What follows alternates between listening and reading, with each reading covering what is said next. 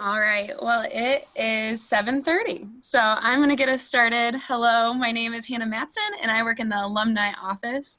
Welcome to the 14th event in the Albion Web Series, and the first of our year of inauguration events. We are so excited to be featuring President Johnson once a month with a member of the Albion community to talk about the pillars of his presidency: belonging, public purpose, and action. Are new to the web series, then I want to tell you a few things. One, we are recording this call for people who can't make it tonight. Two, I will be muting microphones to make sure you can hear people clearly, but you can always type in the chat, share a memory, ask a question, whatever you want to say.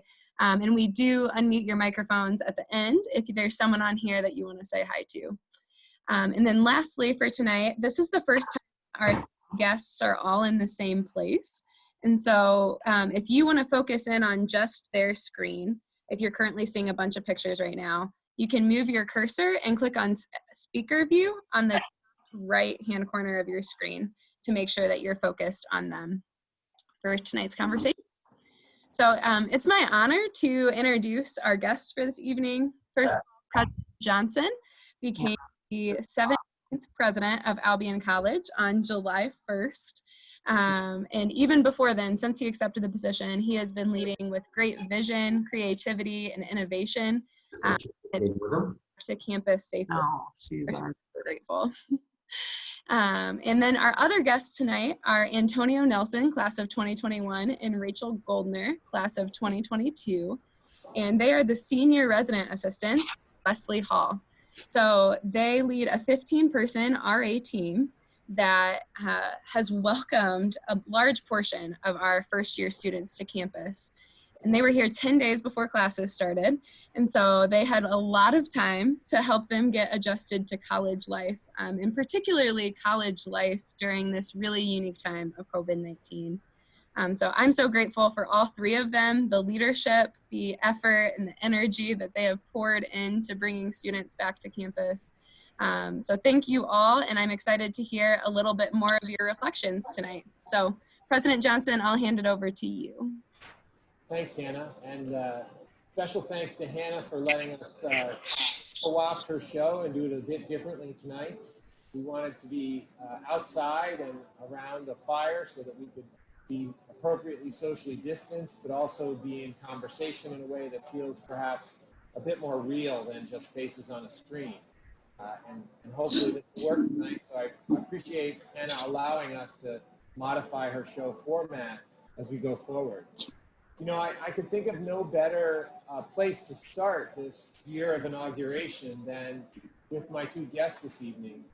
Some of you have heard me talk about the three elements of ideas that we want to focus on over the next few years here at Albion. The idea that Albion is a place of purpose. It's a place that people come to find purpose. It's a place that people come to with purpose. It's a place where we have faculty who teach with purpose. It's also a place where students lead with purpose, and my two guests tonight are students who lead with purpose. So the second of those themes is about belonging and Albion needing to embrace its charge to become a place where people belong and where they feel like the institution belongs to them, no matter where they come from and who they are. And again, our two leaders tonight, my two guests tonight, are all about belonging. They help create here in Wesley Hall a place where first-year students feel like they belong at Albion. And finally is the theme of action, that we take our ideas and we put them into action here at Albion. And what better examples of that than the two student leaders we have today who see in their lives the desire to act on their ideas and help other students acclimate to the residence halls here and to the college. And in particular, take action to lead junior RAs or first-time RAs in their work. So without further ado, I want to turn to our guests tonight and ask them about that role. You know, our theme tonight is about the importance of residential education, and these are two senior RAs. They are occupying a role that is unique in residential education, the resident advisor role. And so I want to start by asking Rachel if she could say a little bit about why it is she decided early on to become an RA and then to become a senior RA. What is it about the RA role that spoke to her about purpose, belonging, and action? So I decided to become an RA to help create like a safe environment for my residents. It's very important that I help guide my residents and then I'm a support system for them, making people feel that they belong, especially as a first year resident and coming from different places. Belonging is really important as well as acceptance. And overall, being there to build a relationship and being able to guide my residents and being able to help them through hard times. So Rachel, you're also an educator as an RA, right? And tell me maybe one or two things that you think students learn in the residence halls that they don't learn in their classroom by being on campus. I think that residents learn Alexa, respect as stop. well as they learn how to live in a community and building a community with other people. It's hard to live with other people, so that is very important. And they don't learn that in the classroom because they're very engaged with like a bunch of different personalities and being able to accommodate and live together. Excellent, excellent. And Antonio, why is it that you felt called to become an RA and then a senior RA? And what do you think students are learning by being in residence rather than online? Throughout my life, Dr. J, I've always saw myself as a leader.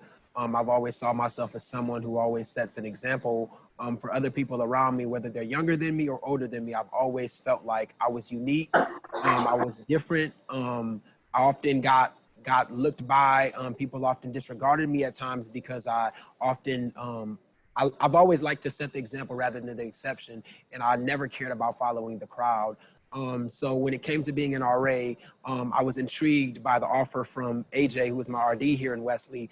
And when he offered me the position, I decided to take it on because I felt like I've always been a leader wherever I've been. So it just makes sense for me to sort of be able to be a big brother to my residents throughout my hall and be able to show them, sort of segue them into maturity and into the real world, as Rachel alluded to.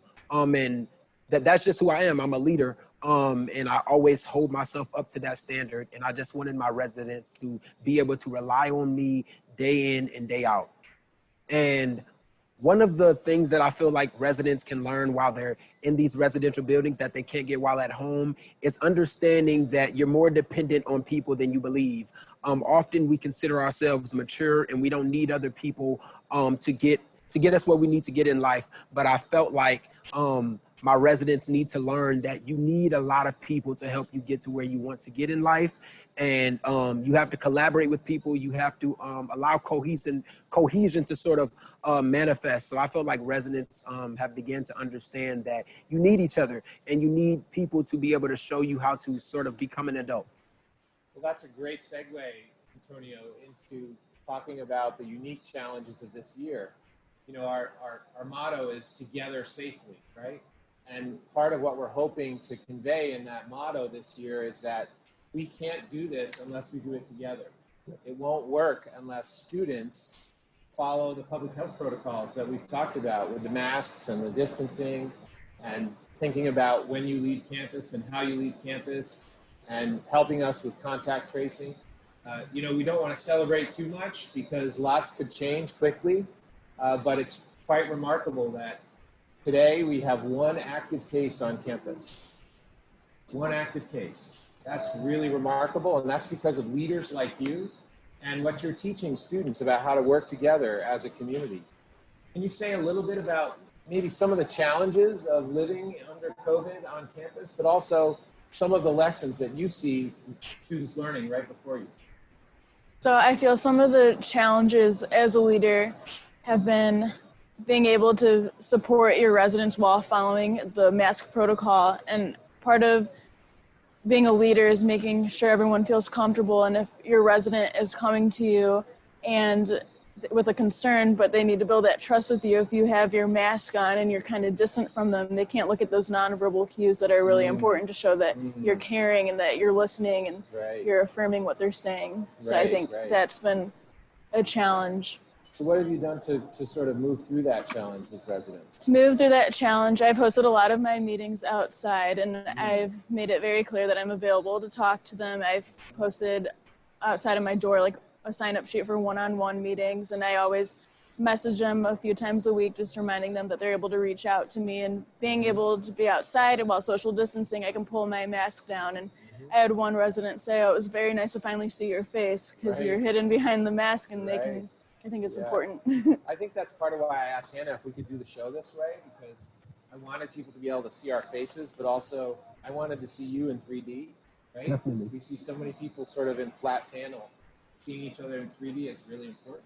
Yeah. How about for you, Antonio? What have been some challenges that you've seen and learnings that you see your residents having in this moment? Because it's a moment of opportunity too. Yes. Well, Dr. J, for me personally, sort of just giving you a backdrop on sort of my life before we came back onto campus, is both of my parents got sick with COVID and my grandmother. And living in the home with my parents, I began to understand how important it was to sort of follow protocol and understand exactly what to do and what not to do in order to ensure that my safety is at the forefront of sort of my life and my family's life. So living in the house with my parents for about 3 months with COVID, because my mother couldn't get rid of it, and having to help care for my grandmother as well, what got embedded in me was that I needed to be a leader and to show people that you need to take this serious, and you need to not only care for yourself and your own safety and health, but others. And if you care for others and they care for you, we're able to get things done. And I've just been sort of saddened at some of the comments that the parents have made and some of the students have made, but not trying to be arrogant or anything, but a lot of institutions haven't been as successful as Albion has been. And that's because of you and RDs and RAs doing what they have to do to ensure that we're safe. So I just want people to understand that it is important for us to do these things and to put these measures in place, because without these things, there wouldn't be Albion College. We wouldn't be here this semester.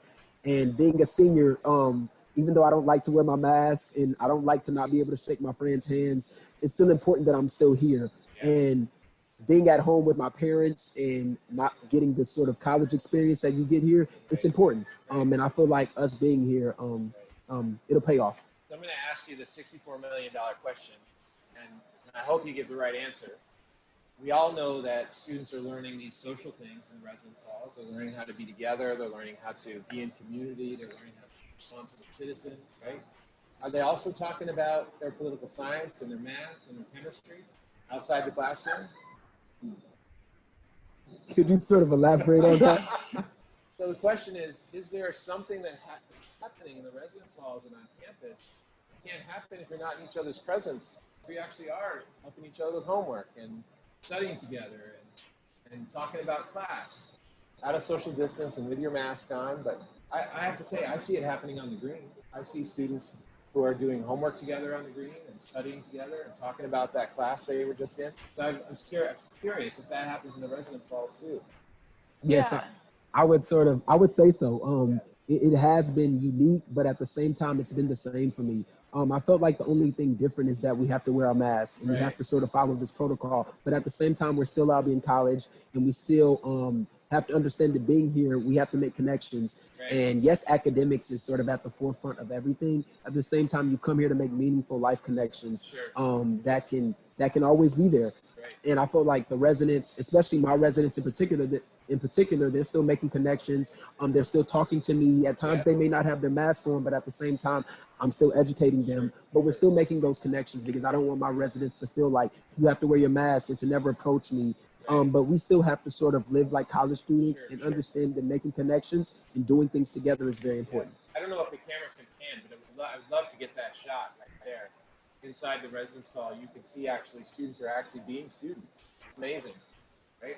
Maybe they're studying, maybe they're just socializing. I'm not sure. But nevertheless, they're together. They're together. And that's important. Rachel, how about you? Are you seeing students actually also be students as well as socializing and using each other to learn? Yeah, I see a lot of my residents, they made like strong connections with each other since they're in like that tight-knit community. And I see they go to dinner together and they go study outside together and they are helping each other like kind of get through like this hard time. So I do see them being engaging. Right. I have to say I was out here behind Wesley the other day, and I think probably the outdoors of Wesley is getting more use than in many years. I saw Frisbee and I saw bocce ball and I saw a variety of other elements out here. But I also saw students sitting in circles with their textbooks, working together. I can't get the faculty member out of my head. You know, I was a professor for a long time before I was a president, so I like to hope that they're also thinking about the brilliant lectures they've heard and the brilliant assignments they've been a part of as well. So let's think particularly about the first year experience for just a minute. What do you think are some of the most important elements of the first year experience that wouldn't be able to be replicated on a screen or over Zoom? Maybe some of that first year experience is here in Wesley's. Maybe some of that first year experience was during orientation. Maybe some of that first year experience is the first meal they get from the dining hall. But say a bit, if you would, about that first year experience. I think it's really important that, especially the first years, are on campus, because you can't get the same experience as you do on campus at home. And a lot of it is learning how to be independent. And you can't learn how to be independent when you're still at home. And while you're learning to be independent, there's still support if needed. And there's support from professors and faculty. And us as RAs are still offering that support system. And you can't really learn what you like and what you dislike while you're at home and when you're not meeting a bunch of new people. How about for you, Antonio? What are some elements of that first year experience?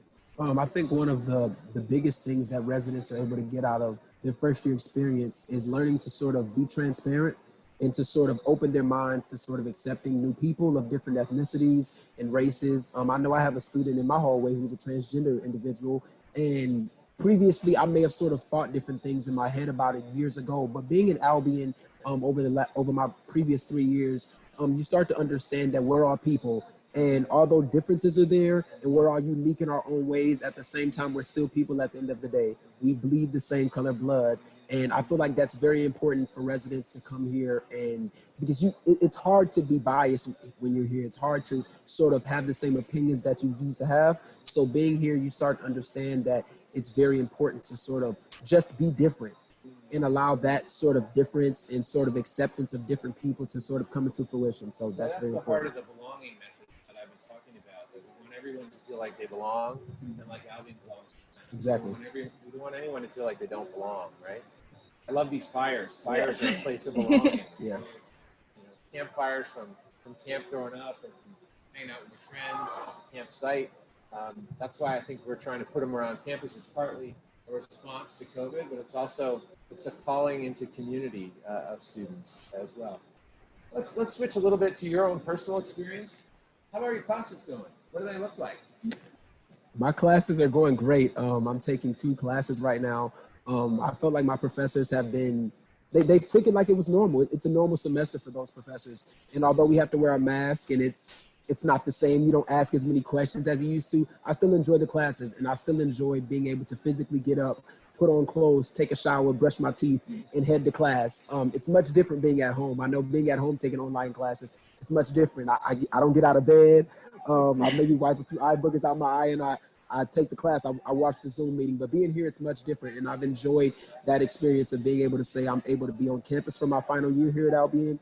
And that's very important. I've really enjoyed my classes so far. What are the 2 classes that you're in right now? I'm currently taking statistics, and I'm also taking professional writing. Sort of totally different, but there's sort of 2 classes that I believe will really pay off and help me out as I sort of transition to life after Albion. And who are your faculty members? My faculty members are Krista Quinsonberry and Professor Paul Anderson. Oh, excellent. Both of those are inside? Yes, they're both inside. Thank God I didn't want to be outside in a tent. So they're both inside. They're both the same. We have to be 6 feet apart, but at the same time, we're still laughing. We're still enjoying class, and we're still able to get that experience. Are either of them in the new classrooms you've created in Washington Gardner? No, they're not. Great. How about you, Rachel? What are your classes like? So some of my classes are in person once a week, and some of my other classes are more online, but even the ones that are online and the days I'm online, I'm still getting that support from my faculty. And That's I'm still able to schedule meetings if I need help and everything. So what were your 2 classes? What are they? Sociology of Childhood and RDSA, which is the Research and Statistics for Psychology. Both of you are in statistics. Yeah. I think hers a little harder. Yeah. Right. And are they inside, outside when you're in person? When I'm in person, they're inside in the science complex. In the science Yes. complex. Do any of your residents have the outside classes, the 10s? They do. Yeah. Yes. And how's that going? I've heard really good things, and I've heard a couple students concerned. Yeah, there's been mixed reactions. I know one of my residents complained that it was really hot because it was the day when it was like 96 degrees and they were outside. But I think they like that they would still be able to be together in a classroom setting. Monday after No. Monday. No. We'll be putting some sides on some of those tents as we move forward to extend the season into a little bit further use on this. As it gets colder, Yeah, because it's going to get a bit chillier, like it is tonight. Right. I have the jacket on, 'cause I'm the old person. You guys are the younger, wiser folks who are braving it out. So what else are you hearing from students about what's going on campus? This week we're going to be opening up the gym, hopefully. Yes. The new executive order. Our The residents. gym is already open as of now. It's open now. Yes, sir. Okay. It's open today at 6 this morning, I believe. Today at 6 this morning. Yes, residents were out there at 6 this morning. Yes. Right, ready to go. Are they finding other things like the nature center and the equestrian center? Yeah, so a lot of my residents have utilized the nature center. I have yet to go this year, but I know they enjoy like taking the trails and everything. Out to the trails, Yeah. And are folks finding Superior Street okay as first year students? There are some businesses down there that have joined our program and been able to welcome students to Malleable and to other places. Yes, I feel like a lot of my residents have been heading towards downtown. Yeah. They find it very homey, which I feel is like sort of the word that people describe Albion as. I don't know if they actually went to those businesses, but I know several of my residents were like, where can I walk? How far can I walk? Where can I not go past? And you gotta tell them it's the best burger in Michigan. Yes, it is. Best burger in Yes, it Michigan. is. My favorite's the olive burger. It's Yeah, really the good. olive Yes. burger. It's a very good burger. Right. I'm hopeful that we continue in the right direction as a state, and soon the governor may open the theater, and then we can start movies in the home again, Yes. which I think is a really important part of Superior Street. But I do think the movies that have been in the quad have still been fun. I've watched 2 movies out there. Fun. It's different. Yes, I don't like the mosquitoes, but at the same time, I've still enjoyed it, still being able to watch a movie. I love movie theaters, so it's sort of still that experience, just out in the quad. There's probably many folks online who remember drive-ins. Our students probably don't. No, I do not remember those. I've never been to. I remember drive-ins for sure. So we've been doing sort of sit-ins or show up on the grass and a big screen. It's like a drive-in. You're not in the car, but you're there outside watching the movie. Indeed. A couple of other elements that you found unique this year versus other years. Anything come to mind? I feel like my residents have just been asking more questions. Even though we have to sort of follow protocol and we have to wear a mask and be 6 feet apart, I felt like my residents have came more to me in these first few weeks than my residents did the previous semesters. Sometimes it may be a lot at times, and sometimes they may ask me questions that I have no answers for, but I felt like the residents have really took to heart what I say when I say that come to me when you need anything. Come to me when you want something. I'm literally here as a support system. I'm not here. I don't want you to call me the RA. I don't want you to call me sir or anything like that. Like I'm Antonio and I'm a regular student who just has been here longer and who sort of understands how to navigate this community more. So I just feel like my residents have been sort of leaning on to me more this semester, and I've enjoyed it. Good. How about you? Yes. Rachel, anything? So almost the same as Antonio, I've been able to build like more connections with my residents this year because I think it's such a vulnerable time and they need more of that support system. So I've been able to build more connections, which I enjoy. Yeah, I was thinking today that, at some point this year, provided things continue to go well, I might call the student body together and think about doing a time capsule out in the academic quad that we opened 50 years from today, right? Yeah. Because this is such a powerful moment for your generation in a way that is going to be different than in other generations, that you'll remember this year in such a stark contrast to all of the years that came before and hopefully the years that come after. And we want to memorialize that in some way. So that I thought that might be a good way to think about doing it. What would you put in the time capsule? I think I would take a picture with my friends with like our mask on and put that there so people can remember that they're lucky because they didn't have to wear their mask at all times like we did at this time. I think picture with your friends with masks on. Yes. Wow, that's a powerful image.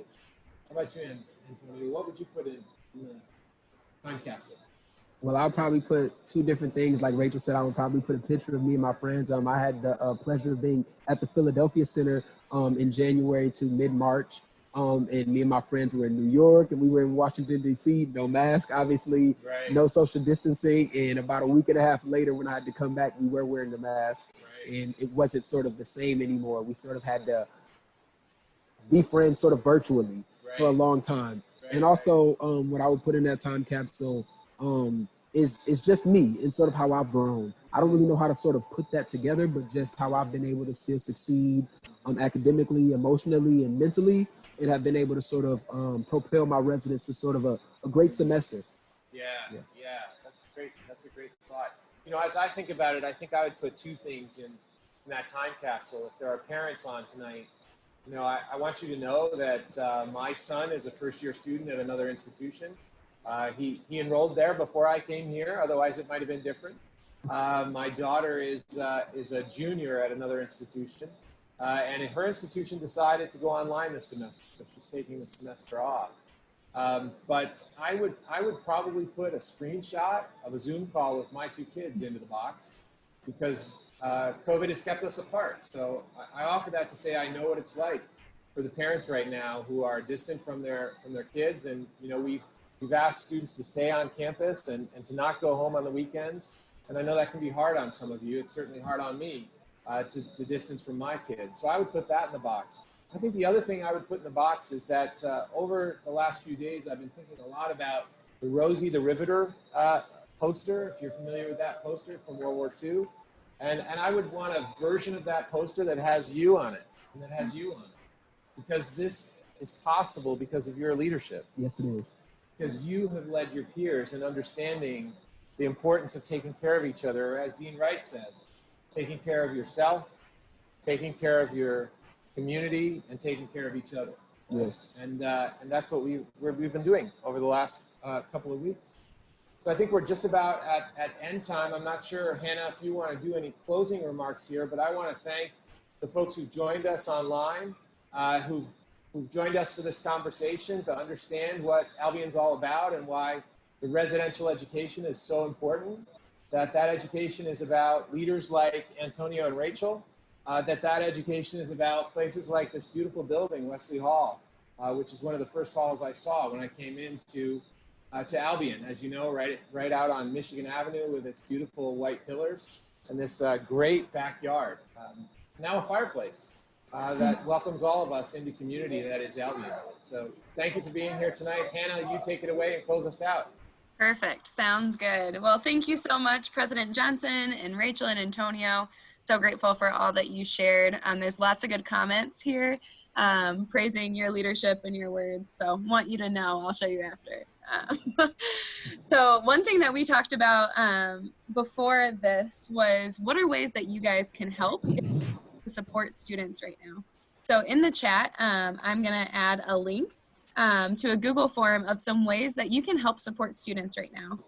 If you were also an RA, or if you are really resonating with what Rachel and Antonio are sharing about their experience, you can sign up to mentor a hallway in Wesley. You can sign up to talk about your career with a student who hasn't figured out their career path yet. You can give money to the Healthy Campus Fund. There's so many ways that you can continue to support these students. So feel free to jump on that link and respond. We also want to let you know that our next web series event will be in 2 weeks on September 23rd. We're going to have a book discussion of the Common Reading Experience. Sorry, I stumbled over that one. And it'll be hosted by Rick Smith, class of 1968, the former editor of Newsweek and CEO of Newsweek. He is actually the namesake of our Common Reading Experience and the founding donor. So he's going to share a little bit about why he chose to invest in this at Albion, as well as sharing, as well as having some alumni and students hosting discussions of the book. Part of what we love about this book in particular is how it helps us to see the importance of discovering our own ethnic journey, and helps us to understand the importance of also listening to the stories of others. So the book is The Best We Could Do by T. Bowie, which I'll post in the chat, and you can come whether or not you finish the book. So would love to see you there in 2 weeks. In our next year of inauguration event, will be October 14th with President Johnson, as well as Cliff Harris, Professor of Chemistry, and Karen Erlinson, Professor of Communications. They're going to kick off Homecoming Week in the Sarah Dow Fitness Center. We really want you to feel like you're home on campus and that you're getting to see what's new here. We want you guys to know that our virtual homecoming doesn't just feel like a plan B. We really feel like this can be fun in so many new and creative ways. So we hope that you'll join us for that event as well. And if you haven't heard about the Comprehensive Public Health Initiative, I just got to plug it. If you want to be on a Zoom call similar to this and some differences with current leaders in public health during this COVID-19 time, it's a great opportunity to do so. So I'll be dropping some of those links in the chat here in a minute. But thank you again for your leadership, Antonio and Rachel and President Johnson, and we'll shut off the recording and let you guys talk to each other. So